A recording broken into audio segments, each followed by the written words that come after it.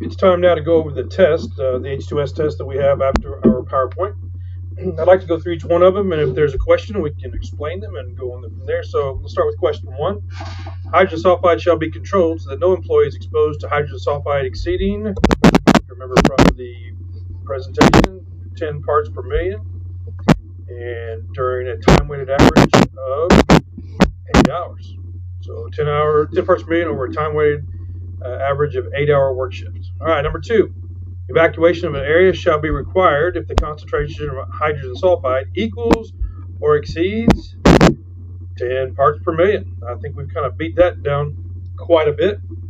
Number 3, hydrogen sulfide is formed by decomposing of organic, animal, or vegetable materials by bacteria.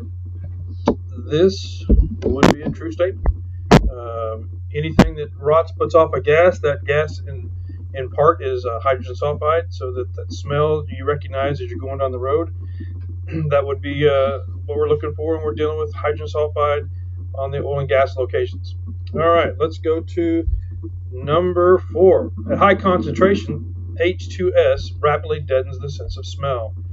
That is another true statement. We talked about how not to trust your nose looking for that rotten gas odor, because you can't trust it unless the concentrations are low, which goes into our next question.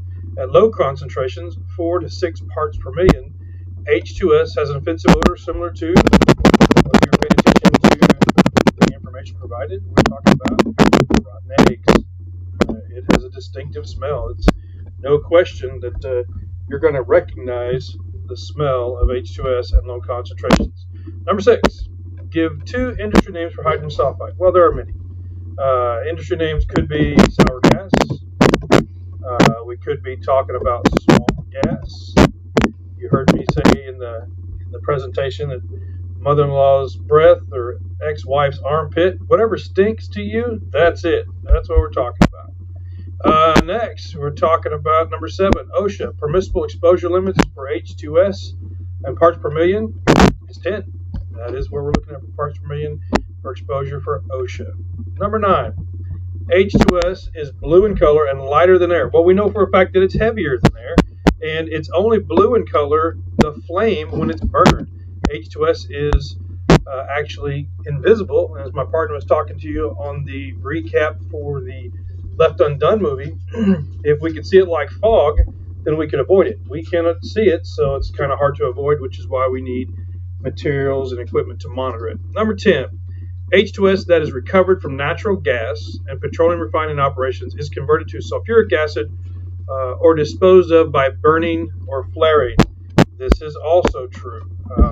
I was asked before, hey, isn't that dangerous for that to become, in the air that we breathe? Yeah, that's very dangerous to breathe. It's going to cause symptoms and problems of its own. However, that being said, this is lighter than air, so it will actually float up, and there won't be the problem of it coming down to the ground into your breathing area. Number 11, the opening of a tank hatch to measure the liquid level could result in the release of hydrogen sulfide. Again, this is true. If you've ever seen a hatch opened on top of a tank, those tanks kind of get under pressure because of the heat and the flow of fluids into them. And when you crack that hatch open, you find that those gases need a place to escape, and it's right there where you've cracked the hatch. So we must be mindful and be prepared to protect ourselves in those situations. And number 11, and you should learn this one specific and as it is written so that you know how to protect yourself. The effects of H2S depend on the following 4 factors. Well, the first factor is the duration. How long are you going to be exposed to the gas? The next one is the frequency. Get my typing right here. Frequency. How often are you going to be exposed? Are you just going to be exposed a couple times a morning over a week? Or are you going to be exposed for 8 hours a day, every day of the week, working a 6-day work week? Next important is the intensity. How concentrated is the H2S? What are we talking about? We're talking about 4 parts per million. Are we talking about 20 parts per million? It's very important that we know the intensity.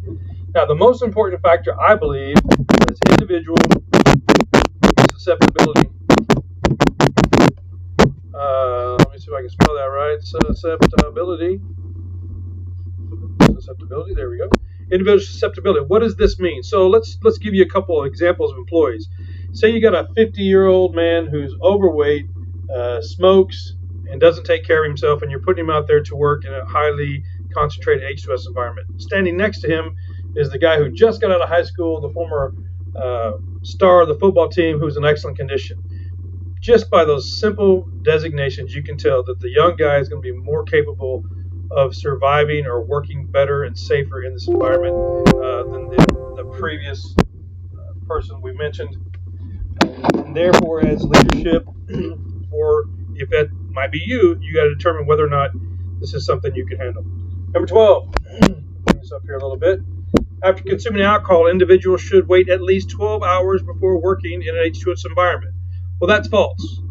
It's true you should be waiting to go into the H2S environment if you've been drinking alcohol, but it's not 12 hours, it's 24 hours. You need a full 24-hour time frame to let your body flush itself out of the alcohol because they don't mix well. Alcohol and H2S do not mix. They're both filtered through your kidneys, which is going to be a problem, which means low concentrations can stay in your blood longer and cause you more trouble. Number 13, true or false. Low concentration of H2S may cause irritation to the eyes, nose, and throat. That's a true statement. I tell crews whenever they go out, look, if everyone on location all of a sudden has allergy symptoms, by that I mean itchy eyes, runny nose, scratchy throat, then you're probably in an H2S environment you didn't realize, and that everybody is being exposed. Otherwise, not everybody on location would have the allergy symptoms at the same time. So be mindful of that, and be mindful of your coworker as well as yourself when you get into these environments to make sure that you're taken care of. Number 14, name 4 exposure symptoms of H2S. Well, let's just kind of off the top of our head, let's talk about headache. Clearly, that's one of the most common that we see. We see itchy eyes, as mentioned. We see nausea. We see vomiting. There's 4. How about dizziness? We see that as the concentrations are part of the problem. So we could keep going and naming the symptoms, but it's good for you to know and recognize the primary symptoms, the symptoms that are going to start off first before the employee starts having significant difficulty.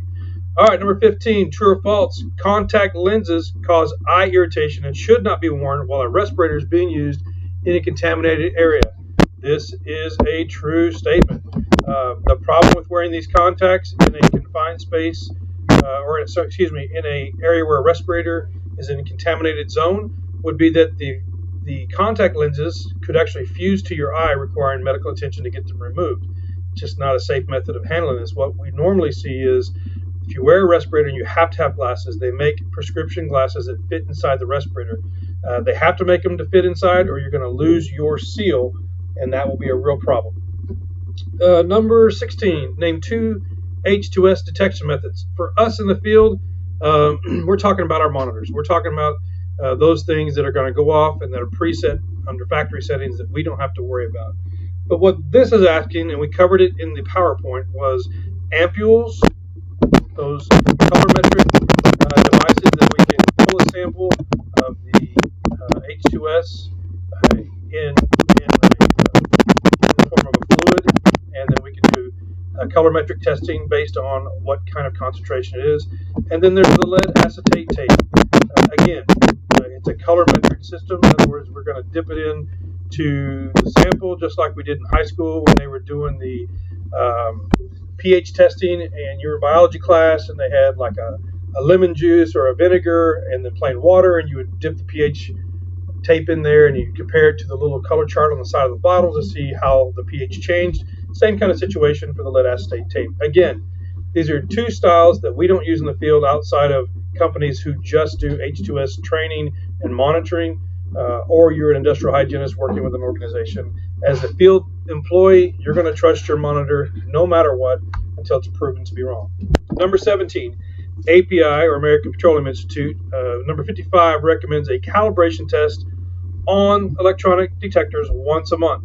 Well, that's true, but that's not the end-all be-all. OSHA recommends that you test your monitor or bump test your monitor for calibration every week, or as much as every time you go on location before you go out there. It's very important that you guys know that your monitor is working the way it's supposed to and that you're going to be safe as you go out to the location. Number 18, Code red indicates H2S gas release between 10 parts per million and 50 parts per million. This is a false statement. We know code yellow is 10 to 50 parts per million. But code red or condition red would be anything above 50 parts per million. This is a situation where you don't go on location unless you absolutely have to. And if you're on location, you must work under strict compliance with the H2S environment as outlined by your organization. Number 19, during an alarm, you should hold your breath and during an alarm, you should hold your breath and rapidly move upwind.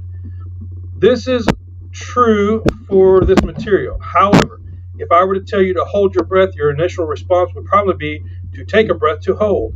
What I like to tell students is you don't want to breathe. What you should be doing is exhaling as rapidly as you can as you leave as rapidly as you can. But the answer for the question is true. They don't want you breathing as your alarm goes off and you're leaving location. So keep that in mind. Number 20, the question we've been looking for. Rescue packs should have at least 5 minutes of supply air. The idea being, if the alarm goes off and you're leaving and you need to be rescued, you only need enough air to get off. It's like the fire extinguishers. Fire extinguishers inside of offices aren't made to fight fires. They're made for escape.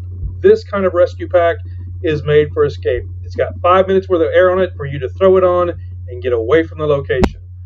That is all the questions. If you have any further questions, feel free to reach out. And I hope you guys have a safe environment working in the H2S.